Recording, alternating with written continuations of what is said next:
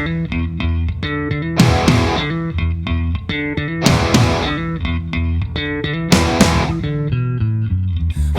morning, get out from out of bed with a hangover and a banging in my head. Still I look down. And welcome back in the Edge Entertainment Australia studios. I am joined by Peter Jenkins, candidate for the City of Wanneroo, Southwest Ward, talking all things live and local in the Southwest Ward of Wanneroo. Now, we've had a very interesting opening explaining a little bit about yourself, your passions, how you're very community-driven, community-orientated, family-orientated, and I suppose the protagonist in the story that got you started in the food trucks and bringing community together and all the rest of it.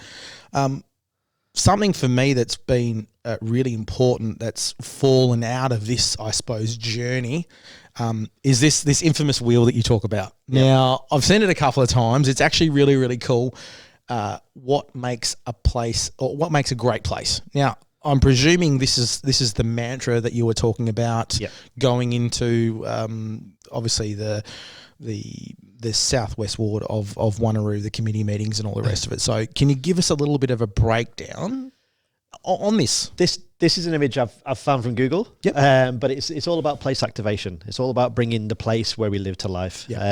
During the food trucks and the farmers markets, I got to deal a little bit with a group called the Town Team Movement, and they've created some great town teams all around WA and around the country now. So like in Vincent and Leederville, for example, they've created the regeneration in those kind of areas. They've just made fun and vibrant things. It's just really important for bringing the community together. From working with them, that's just planted the seed in my head to what is place activation, and just let that grow. So when I found this image, I actually asked the community on the local Facebook pages, give me some words to describe where we live. Oh, gee. So you went out and hit the tins and found out what the community really wanted to think about it. How do you feel about living in Wanneroo? In the city of Wanneroo. So the words that came up weren't great, to be honest. So we got unsafe, disconnected, dark, boring, and divided. Wow, that's a pretty... Which is not positive. I was expecting some negative answers with a bit of light. It was all dark. Wow. It was all dark and very, very... It says a lot negative of things, connotations about it says a lot of essentially about how the community is feeling, how they might not be getting the most out of their community because, as you said, there's probably not been as much of bringing the community together. It's quite disjointed, particularly with COVID hitting the way that it has been. It's changed everyone's mindset about disconnected. Exactly, and that's so you would have got a lot of that, I suppose, feedback out of doing the food truck things as well. So that would have just been some more reinforcement of, hey, there is a problem. I need to find a solution. And that's really my motivation. The politics side of it isn't the interest. For me, I just want to change the narrative. If I was to say, how do you feel about living in the city of Wanneroo? It's a great city. I'd love people to start saying, we're connected. We're proud of where we live. And it's fun. Yeah, exactly. And fun is a big thing. For me, we're going to enjoy where we live.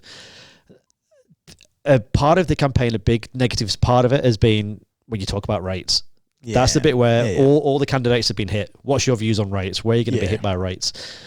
One of the residents said to me, I pay $2,000 a year to get my bins emptied.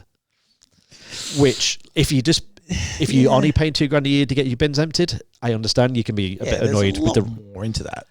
But if you happen to you're paying $2,000 to feel somewhere you're going to the library every week, you're using all the parks and the facilities are amazing. Exactly. And there's a real community vibe. And you can really get the value for that. That's what I'd like for people to feel about. That's what your rates go to.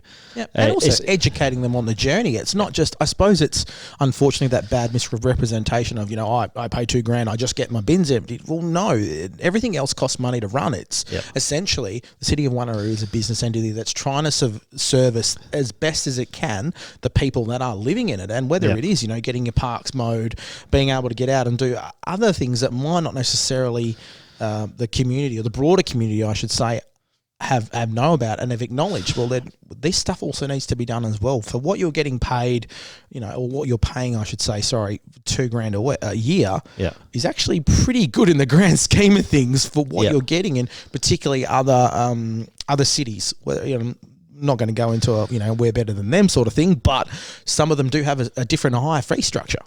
And we have, like you say, we've got great parks, great service areas, we've got great sporting areas, and all the rest of it, libraries, resource materials, and all the rest of it.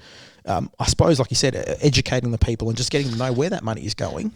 And a downside to living in Wanneroo from that side is we're growing so fast. Oh, exactly. So the urban sprawl is getting bigger and bigger and bigger and bigger. Yeah, so as we get bigger and bigger, it needs a new park, it needs new roads, it needs new infrastructure. Whereas rates maybe haven't gone up in a central area. More because that infrastructure isn't growing. You're not paying for new parks and new roads. So there's always going to be that catch-up effect of, okay, this is where my money is going, but, I might need a new dual-lane carriageway through here. That park's probably going to have to wait, unfortunately, because we have, we are so lucky here with the amount of nature reserves and all the rest of it, which have to be maintained by the City of Wanneroo, which require funding. It's a standard business model. Kingsway Park is a huge place. And that is fantastic. And let's face it, they would make far more money out of that if they were to subdivide it and put housing on it, as opposed to having an amazing space to take your kids there to play sport, or adults even. You know what I mean? There would be a great place to have Perth's biggest carols by candlelight. Oh, that's a very cheeky segue. I like that. We'll be getting to that very, very shortly. I wanted to have a little bit of a chat to you. The hashtag that's quite prevalent on your social media. Not on my street. Hashtag not on my street. Can you explain, I suppose, to the people listening, watching, whether on Facebook, social media, YouTube, or whatever, how that came about? And I suppose, how is it important to you to push that hashtag, that narrative?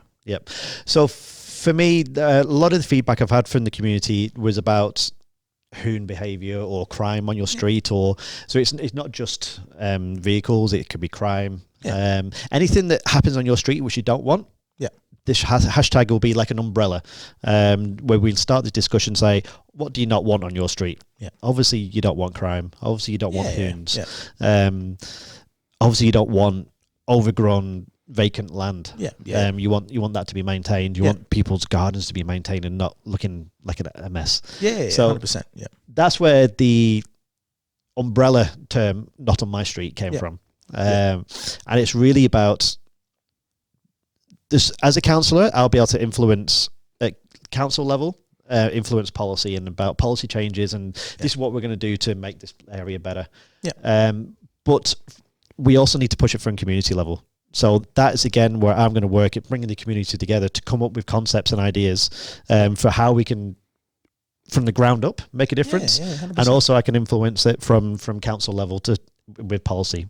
So I want to be from ground up, and then also from policy level. So effectively sort of pushing along change. Yes. Because let's face it, a lot more can get done at a community-based level as opposed to state or federal. You're looking to focus more on the communities that are obviously in the southwest ward of Wanneroo, how that can benefit its constituents, the people that live there, whether they own or rent, it doesn't really matter. It's the community-based, listening to their concerns, and obviously that hashtag, not on my street, will be very, very good, particularly at labelling and also just highlighting and I suppose, highlighting those terms of, okay, what don't you like in my street? I get that you might not like, next door neighbour's really loud car firing up at 7 o'clock on a Sunday morning. But, the other things like, making sure everything's neat and tidy, the crime rates, it might be, more services around, whether, be, transport infrastructure or, patrols or anything like that. Patrols has come up quite a bit. And I get that because as a community, and this will obviously be the end result of pouring out, of getting all that feedback in, I suppose the next big issue, or not issue, the best big job, I should say, particularly if you are elected at candidacy, is how do you triage, I suppose, all those concerns? Because people, once they have a voice, will all want to be heard. And that's particularly where this what makes a great place model will work. It's actual a treat because you'll be able to go, okay, does this work for X, Y, Z in the community?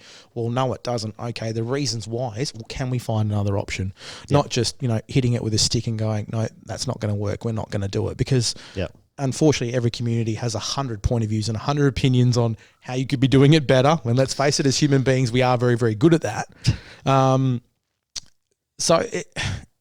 I suppose, a point of view of what really pushed you to I suppose, what was the straw that broke the camel's back for you to put your hand up? Yep. Because we hear about everyone wants to make a change, and not a lot of people do. It takes a special person, someone like yourself, to go, you know what, I'm not going to sit here anymore and do nothing. I'm going to stick my hand up. 10 years ago, this wouldn't have been on my radar at all. Yeah, yeah. Now I've got 2 girls, and I'm starting to think about legacy. I mean, I'm only 40, but I'm starting to think about, what am I going to leave? What kind of place am I going to leave for my girls when they're 40 years old and they've got kids? Kids, yeah, exactly. Yeah, so I feel like I can make a difference in that area. And also, a few people told me to do it. They would tap me on the shoulder and said, do you know what, Pete, you'd actually be quite good at doing this. Why don't you give it a go? Yeah. And it's just planted the seed. It's taken a little while for it to blossom into this. And now I'm all in. Let's go for it. I mean, we can definitely tell by your passion, your enthusiasm, your values that have driven you to do the things that you've done in the past, and the things you're going to probably keep doing throughout the future as well. I've always enjoyed pushing against my comfort zone, going out of my comfort zone. So when I did the food trucks, it got pretty big. He got huge. He got bigger than I could handle. Yeah. And so I was way out of my comfort zone. And then I became skilled in it, and you learnt. And it'll be the same for this. Yeah. Exactly. There'll be a lot to learn. In regards to policy and the legal side of things, and the budgeting. That's all a big learning curve, and I'm keen to do it. All right. I just want to do that. That's what we need. We need passionate people that will listen to the community, effectively try and change. And obviously with the constraints of, we don't have a magic wand. We can't fix everything. We don't have an endless bucket of revenue to keep throwing money. And that is something, obviously, being mindful of any business model where it's, there's only so amount of money that can go around. Yep. So it literally it's triaging and making it better. Yep. Yeah. So at council level, there's only so much they can do. There's and the bucket of money isn't very big. It's not far. Once they paid for all the waste and the parks and recreation, there's not much, and all the new infrastructure, there's not much left over for the fun stuff. Oh, exactly. So I'll be asking for as much as that as we can. But also from community level, you can create more. The community can come up with the slightly out there ideas. Thinking outside the box, mate. Yep. Sometimes you have to get to that point to get very, very creative, particularly if you are chasing funds. We're going to have a very, very quick break. Then we're going to speed date Peter. Ooh. I know. We don't. Well, we do this every time in the studio, but we're going to get to know you a little bit more on a personal level. Okay. Don't worry, you're not going to go home married to me or anything like that, because it'll obviously upset your wife and your kids as well. A little bit of a lighter side to Peter Jenkins, the candidate for Wanneroo, the Southwest Ward. Really what makes him tick, asking those hard-hitting questions. And then we're going to be the final push as to why you should, as in the constituency that is Wanneroo, the Southwest Ward, should support Peter in his candidacy for this role. Stick with us, guys. You are listening and watching live and local here in the Edge Entertainment Studios with Peter Jenkins, City of Wanneroo, candidate for the Southwest.